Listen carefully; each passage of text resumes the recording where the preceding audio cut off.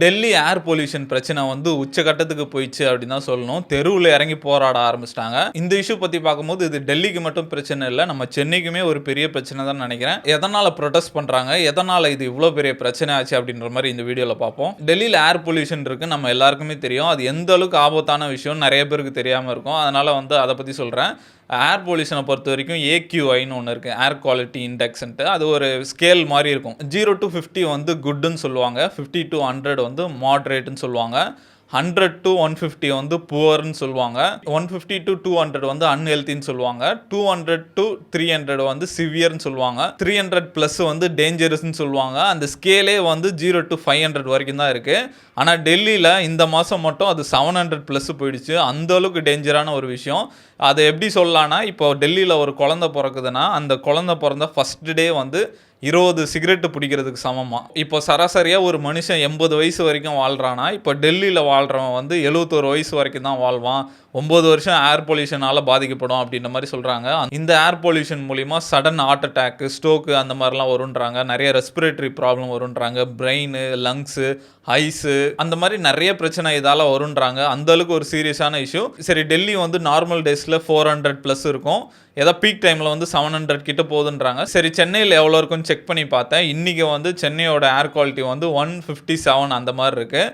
அது வந்து புவரான ஏர் குவாலிட்டி தான். நான் ChatGPT கிட்ட கேட்டிருந்தேன். அது சொல்லுது அவுட்டோர்லாம் எக்ஸசைஸ்லாம் பண்ணாதீங்க, ரொம்ப ஆபத்தானது அப்படின்ற மாதிரி சொல்லுது. சென்னையே அந்த நிலமையில தான் இருக்குது இப்போ இந்த ப்ரொட்டஸ்ட்டை பற்றி பார்ப்போம். கடந்த ஒரு வாரமாகவே டெல்லியில் வந்து ரொம்ப தீவிரமாக ப்ரொட்டஸ்ட் பண்ணிட்டு இருக்காங்க. அதுவும் நேற்று ரொம்ப தீவிரமாகி இந்தியா கேட்டு கிட்ட 1 hour ரோட்லேயே உட்காந்துருக்காங்க. பெரிய டிராஃபிக் ஆகிருக்கு, ஆம்புலன்ஸ்லாம் அப்படின்னு இருக்கு. போலீஸ் வந்து நிறைய வாட்டி ரெக்வஸ்ட் பண்ணி கேட்டிருக்காங்க, வந்துருங்க, ப்ரொடெஸ்ட் பண்ணாதீங்க, ஆம்புலன்ஸ்லாம் நிற்குது அப்படின்ற மாதிரி கேட்டிருக்காங்க. அவங்க வரவே இல்லை. ரோட்லேயே உட்காந்து ஒரு 1 ஹவருக்கு மேலே அங்கேயே ப்ரொடெஸ்ட் பண்ணிட்டு இருந்திருக்காங்க. போலீஸ் சொல்கிறதும் கேட்கல. சரி, இவங்க வேலைக்கு ஆகுதுன்ட்டு அவங்கள ரிமூவ் பண்ண ட்ரை பண்ணியிருக்காங்க. அப்போ போலீஸ் மேலே வந்து பெப்பர் ஸ்ப்ரேலாம் அடிச்சிருக்காங்க. அது ஒரு பிரச்சனை ஆகி போலீஸ் எல்லாம் வந்து ஹாஸ்பிட்டலில் சேர்ந்துருக்காங்க. இப்போ டெல்லியில் வந்து நிறைய பேர், இந்த பேரண்ட்ஸாக இருக்கட்டும், ஸ்டூடெண்ட்ஸு, இந்த என்விரான்மெண்டல் ஆக்டிவிஸ்ட்டு, அந்த மாதிரி நிறைய பேர் வந்து இப்போ டெல்லியில் ப்ரொடெஸ்ட் பண்ணிட்டு இருக்காங்க. நிறைய ஆக்டர்ஸ் வந்து இதை பற்றி பேச ஆரம்பிச்சிருக்காங்க. இப்போ தனுஷோட ஒரு ஹிந்தி படம் வரப்போகுது, அதோட ஹீரோயின் கீர்த்தி அவங்க கூட சொல்லியிருக்காங்க, இதே மாதிரி போயிட்டு இருந்ததுன்னா கொஞ்ச நாள் கழிச்சு நம்ம ஆப்போசிட்டில் இருக்கவங்களே பார்க்க முடியாது, அந்த அளவுக்கு போயிடும். இது கண்டிப்பாக எல்லாரும் சேர்ந்து ஒரு இனிஷியேட்டிவ் எடுக்கணும் அப்படின்ற மாதிரி அவங்களும் சொல்லியிருக்காங்க. இந்த டெல்லி ஏர் பொல்யூஷன் நியூஸை பற்றி பார்த்தோன்னா, நான்லாம் சின்ன வயசுலேருந்து பார்த்துட்டு இருக்கேன். ஸ்கூல் படிக்கும் போதுலேருந்தே இந்த தீபாவளி முடிஞ்ச அடுத்த நாள்லேருந்து ஸ்கூல் பசங்களுக்கு லீவ் விட்டுருவாங்க.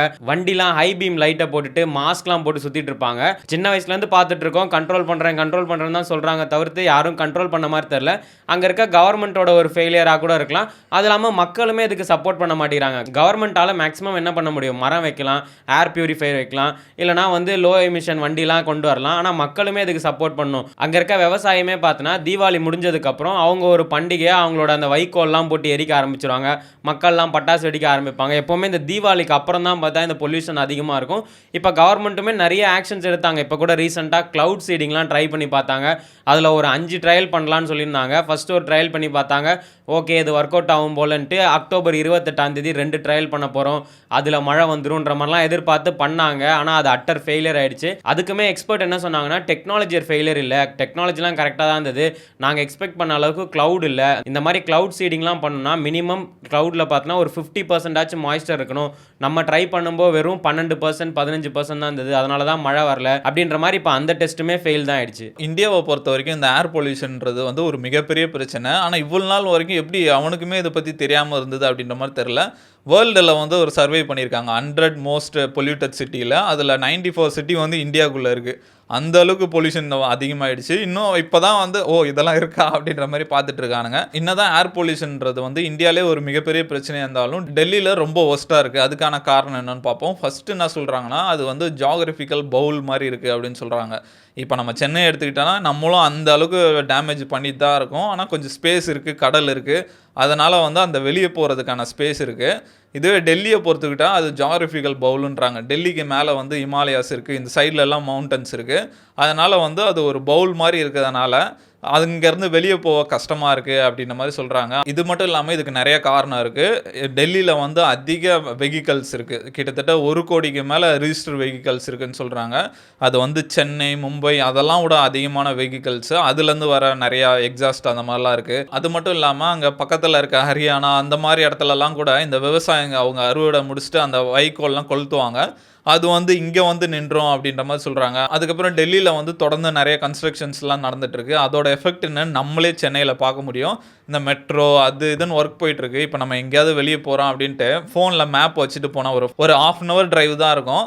ஃபோனில் சும்மா கையில் வச்சுட்டு அந்த இடத்துக்கு போய் பார்த்தா ஃபோனில் அவ்வளோ தூசி இருக்கும். அதை தான் நம்ம ப்ரீத் பண்ணிகிட்ருக்கோம். இப்போ டெல்லியிலலாம் எந்த அளவுக்கு இருக்கும் அப்படின்ற மாதிரி இருக்குது. டெல்லியிலலாம் எக்ஸசைஸே பண்ணக்கூடாது. நீ வீட்டில் இருக்கிறதே உனக்கு ரொம்ப நல்லது. நிறைய டாக்டர்ஸும் சொல்கிறத தான் அவங்களே வந்து எக்ஸசைஸ் பண்ண ட்ரை பண்ணிட்டு இந்த N94 மாஸ்க்லாம் போடுவாங்க. நம்ம சர்ஜிக்கல் மாஸ்க்லாம் யூஸ் பண்ண முடியாது.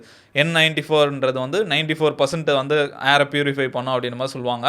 அந்த மாஸ்க் போட்டு ரன்னிங்லாம் போயிட்டு வந்து கழட்டி பார்த்தா அந்த ஓரத்துலலாம் அவ்வளோ தூசி படிஞ்சிருக்குமா. அந்தளவுக்கு மோசமாக இருக்குது அப்படின்ற மாதிரி சொல்லுவாங்க. அதுக்கப்புறம் ஒரு முக்கியமான விஷயம் வந்து இந்த கிராக்கர்ஸ் என்ன பிரச்சனையாக இருந்தாலும் கேட்க மாட்டானுங்க. போட்டு கொளுத்துன்னு கொளுத்தி அதுவும் வந்து நார்மல் டைம்லேயே டெல்லியிலேருந்து ஏர் வெளியே போக முடியாது. இந்த வின்டர் டைமில் வந்து அது இன்னும் கம்மியாகுன்றாங்க. அதுக்கு கரெக்டாக வந்து தீபாவளி வருது, இந்த ஆர்எஸ் ஃபெஸ்டிவல்லாம் வருது, எல்லாம் சேர்ந்து டெல்லியே வந்து டெய்லியும் தீபாவளி கொண்டாடுற மாதிரி இருக்கும் அப்படின்ற மாதிரி சொல்கிறாங்க. இது ஒரு பெரிய பிரச்சனையாகவே இருக்குது அவங்களுக்கு. சரி, இந்த அளவுக்கு பிரச்சனையாக இருக்குது, இதை சரி பண்ணுவானுங்களான்னு பார்த்தா இப்போதைக்கு சரி பண்ண முடியாது போல். இப்போ ஃபஸ்ட்டு எடுத்தோன்னே என்ன பண்ணுவாங்க, ஃபஸ்ட்டு எதனால் இந்த பிரச்சனை வந்ததுன்னு கண்டுபிடிப்பாங்க. அதுக்கு சர்வேலாம் எடுக்கிறானுங்க. ஒருத்தன் பார்த்தா ஒன்று சொல்கிறானா. இதுக்கு முக்கியமான காரணம் வந்து வெஹிக்கிள் அப்படின்ற மாதிரி ஒரு தரப்பு சொல்கிறாங்களாம். இன்னொரு தரப்பு வந்து கன்ஸ்ட்ரக்ஷன்லாம் அதிகமாக நடக்குது. இப்போ கன்ஸ்ட்ரக்ஷன்லாம் நடந்தால் அந்த க்ரீன் மேட்லாம் போடணும், தண்ணிலாம் இது பண்ணிட்டு இது பண்ணணும். இவனுங்க இஷ்டமணிக்கு போயிட்டு அந்த ஜேசிபி எடுத்துகிட்டு போய் இடிக்கிறது அந்த மாதிரி அதனால தான் அதிகமாகுதுன்றாங்களாம். இந்த மாதிரி சர்வேலாம் பார்க்கும்போது ஒருத்தன் ஒன்று சொல்லிட்டு இருக்கானா. டேய், நீங்களே ஃபஸ்ட்டு ஒரு முடிவுக்கு வாங்கடா அப்படின்ற மாதிரி இருக்குது. இந்த மாதிரி வந்து என்ன பிரச்சனைன்னு கண்டுபிடிக்கிறதுக்கே ஒரு பக்கம் லேட் பண்ணிகிட்டு இருக்காங்க. இன்னொரு பக்கம் வந்து கண் துடைப்புக்கு இந்த சீட் க்ளவுடிங்கு, தண்ணி எடுத்துகிட்டு வந்து ஸ்ப்ரே பண்ணுறது அப்படின்ற மாதிரி கரெக்டாக அந்த பியூரிஃபையர்கிட்ட வந்து ஸ்ப்ரே பண்ணிட்டு லெவல் கம்மியாக இருக்குது அப்படின்ற மாதிரிட்டு போயிட்டுருக்கானுங்களாம். இந்த பிரச்சனை இந்தியாவில் மட்டும் இல்லை, இதுக்கு முன்னாடி பீஜிங்லேயும் இந்த மாதிரி பிரச்சனை இருந்திருக்கு. அதை வந்து அவனுங்க 10 வருஷத்துலேயே சரி பண்ணிட்டாங்களாம். இப்போ சைனாவே சொல்லியிருக்காங்க, நாங்கள் உங்களுக்கு ஹெல்ப் பண்ணுறோம் அப்படின்ற மாதிரிலாம் சொல்லிட்டு இருக்காங்க. அவங்க எப்படி பண்ணாங்க அப்படின்ற மாதிரி பார்ப்போம். இப்போ பீஜிங்கை பற்றி பார்க்கும்போது டெல்லியில் நம்மளுக்கு என்ன பிரச்சனையோ அதே பிரச்சனை தான் அவங்களுக்கும். அங்கேயும் வந்து இந்த ஜியோகிராஃபிக்கல் பவுல் அப்படின்ற மாதிரி சொல்கிறாங்க. அதாவது டவுனில் இருக்கிறதுனால அங்கே வந்து ஏர் மாட்டிட்டு வெளியே போக முடியாமல் இருந்திருக்கு. அதுக்காக அவங்க வந்து நிறைய ஸ்டெப்ஸ் எடுத்திருக்காங்க. ரொம்ப சீரியஸாக மானிட்டர் பண்ணியிருக்காங்க. அதெல்லாம் நம்ம இந்தியா பண்ணுமான்னு தெரில. இந்த ஏர் பொல்யூஷனுக்காக கிட்டத்தட்ட 2000 ஃபேக்ட்ரிஸ் கிட்ட க்ளோஸ் பண்ணியிருக்காங்க. அது மட்டும் இல்லாமல் முக்கியமான ஒரு ஸ்டீல் பிளான்ட்டு அதை வந்து ரீலொகேட் பண்ணியிருக்காங்க. அதோட செலவு மட்டும் 15 பில்லியன் ஆச்சு அப்படின்ற மாதிரி சொல்கிறாங்க. 80,000 பேருக்கு வேலை போச்சான் அதனால். அதுக்கப்புறம் சைனாவில் இந்த கிராமங்கள்லாம் இந்த விறகு அடுப்பு நிறையா வச்சுருப்பாங்களாம். அதை வந்து ஃபுல்லாக எலக்ட்ரிக்கல் கேஸ் ஸ்டவ்வுக்கு மாற்றினாங்களாம். அந்த செலவை பாதி வந்து கவர்மெண்ட்டே ஏற்றுக்குச்சு அப்படின்ற மாதிரி சொல்கிறாங்க. அதுக்கப்புறம் அங்கே இருக்க வெஹிக்கல்ஸ், காரு, பஸ்ஸு எல்லாம் பெட்ரோல் டீசல்லேருந்து ஃபுல்லாக எலக்ட்ரிக் ஆகிற மாதிரி மாற்றிட்டாங்க. இப்போ நம்ம சென்னையில் எப்படி எலக்ட்ரிக் பஸ்ஸு போயிட்டுருக்கு அந்த மாதிரி எல்லா பஸ்ஸு எல்லா டாக்ஸியும் வந்து எலக்ட்ரிக் ஆகிற மாதிரி பார்த்துக்கிட்டாங்க. அதுக்கப்புறம் வந்து இந்த காட்டு தீயெல்லாம் வராத மாதிரி பயங்கரமாக மானிட்டர் பண்ண ஆரம்பிச்சிட்டாங்க. அதுக்குன்னு டீம்லாம் ஒதுக்கி காட்டு தீ வராத அளவுக்கு முன்னாடியே ப்ரிகாஷன் பண்ணி தடுக்கிற மாதிரி அந்த மாதிரி நிறைய ரொம்ப ஸ்ட்ரிக்டாக மானிட்டர் பண்ணி 10 வருஷத்தில் வந்து அவங்களுடைய AQI 500லேருந்து இப்போ 30 கீழே கொண்டு வந்துட்டாங்க அப்படின்ற மாதிரி சொல்கிறாங்க. அதெல்லாம் பார்க்கும்போது செம்மையாக இருக்குது. அதை வந்து நம்ம ஆளுங்க ஃபாலோ பண்ணுவாங்களான்னு தான் தெரில. இந்த பிளான்லாம் கண்டிப்பாக சைனாவில் மட்டும்தான் நடக்கும் போல். இந்தியாவுக்குலாம் இந்த பிளானை கொண்டு வந்தால் நம்ம ஆளுங்களே கொடி பிடிச்சிட்டு வேண்டாம் தடை செய்யுன்னு அதை எடுத்து விட்டுருவாங்க. அது இல்லாமல் ஒன்றுமே பண்ண முடியாது. இப்போ 80,000 பேருக்கு வேலைலாம் போச்சுன்னா பரவாயில்ல, எங்களால் சுவாசிக்க முடியலனாலும் பரவாயில்ல, எங்களுக்கு எங்கள் வேலையை கொடுத்துருங்கன்னு தான் நிற்பாங்க. முக்கியமான மெயின் ரீசன் என்னென்னா அங்கே மழை இல்லை. இப்போ சென்னையிலலாம் பார்த்தோன்னா மழை பெய்யுது, நைட்லாம் நல்லா சில்லுன்னு இருக்குது. டெல்லியில் மழையே இல்லை. அதுக்கும் அவங்க என்னென்னமோ பண்ணி பார்க்குறாங்க. மரம் வைக்கிறாங்க, ஏர் பியூரிஃபையர் வைக்கிறாங்க, க்ளவுட் சீடிங் பண்ணுறாங்க. ஆனால் மழை வந்த பாடு இல்லை. இதுலேருந்து ஒன்று நல்லா தெரியுது, நேச்சரை வந்து நம்ம பகைச்சிக்கிட்டா அது வந்து நமக்கு தான் திரும்பி ஆபத்தாகுதுன்னு.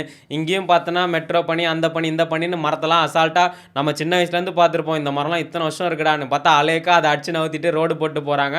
நேச்சரை வந்து நம்ம பாதிக்க ஆரம்பித்தா அது திரும்பி நமக்கு அடிச்சிட்டு இருக்குது. இப்போ டெல்லியில் வந்து இந்த அளவுக்கு ஏர் பொல்யூஷனாக இருக்கிறதுனால நிறைய பேர் வந்து இப்போ டெல்லி விட்டு வெளியே வந்துட்டு இருக்காங்க அப்படின்ற மாதிரி சொல்கிறாங்க.